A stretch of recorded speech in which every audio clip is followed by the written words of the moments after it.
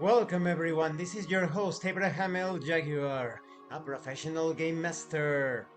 First of all, this channel is proudly sponsored by Dead3 Studios, the publishers and developers of Dames of Asstoria, a tabletop role-playing game where you play as monster girls experiencing high adventure in a world that doesn't fully accept them. They have recently released Daughters of Lamb. This is a pay-what-you-want tabletop RPG, where you get to play as cybernetic nuns with guns, looking for the missing pieces of their AI god. You will find it in their website. The link will be in the description and in the pinned comment. This channel is also proudly sponsored by the Red Room Publishing. Please check out their store for exclusive tabletop RPG products. They have recently released Savage Swords. This is a Conan-inspired tabletop RPG, where you get to explore ancient civilizations and confront forgotten nightmares. This is of course the feature of this video. You will find it in the description and in the pinned comment as well. So yes, I am continuing my review series featuring Savage Swords. If you haven't seen the other parts of the review series, please check out the playlist in the description below. This time we are going to talk about combat. Each combat round represents approximately 5 seconds and follows a structured sequence. First you have Step 1, Initiative, which can be determined at the beginning of combat and it remains the same throughout the combat, or you can roll it at the start of each round, depending on your preference. Each round, the player characters can perform one primary action and one secondary action. Primary actions include such things as attacks, complex maneuvers, significant movements, like, changing zones. Secondary actions is all about minor movements, drawing, picking up weapons, adjusting defenses, etc. Each side rolls 1d6 and adds the highest agility bonus in their group.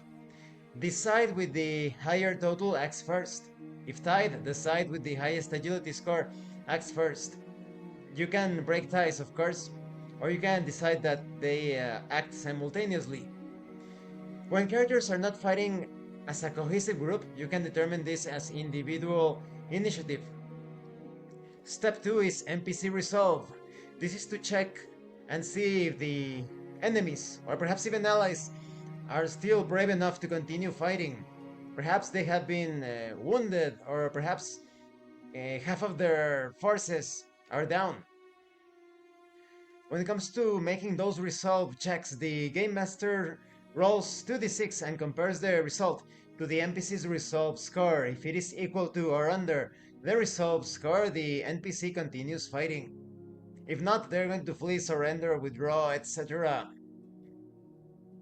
If a non-player character does not have a listed resolve score, you can use some guidelines based on their traits, such as if they are cowardly or wary, undisciplined, detached, etc. Step 3 is movement. This is handled abstractly using engagement zones rather than grid-based positioning. You have melee zone, ranged attack zone, and out of range zone. The melee zone, ranged attack zone, etc. has to do with the weapon that you are employing, of course, and out of range is usually too far away from you, but maybe, who knows, maybe there is some sort of sorcerer's effect that allows you to attack out of range, you never know. Moving from ranged attack zone to melee zone engages an opponent in close combat. If an archer or thrower is engaged in melee, that character suffers a -3 penalty to ranged attacks, unless that character moves to a ranged attack zone. You have information on the movement speed for average adult humans, such as walking. A character can walk approximately 7 meters per round, running approximately 22 to 23 meters per round, etc. And of course, these distances can be adjusted depending on the terrain, many other circumstances. And this concludes this part of the review series. In the next part, we are going to talk about Step 4, Attack, and many other things. Combat is quite simple to understand. You determine initiative. You have your combat steps, and you just follow them. Very easy to do. This is a great tabletop RPG for those that I would say even beginners.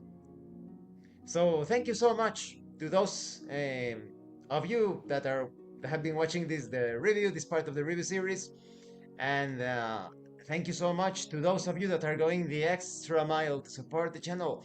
If anyone else wishes to further support the channel, consider joining as a member using the super thanks button. Like, subscribe, take a look at the information in the description, the pinned comment. This has been your host, Abraham L. Jaguar, a professional game master. And remember, in tabletop RPGs, it's not about what you want your characters to do, it's about what your characters are doing. Once again, thank you and see you later.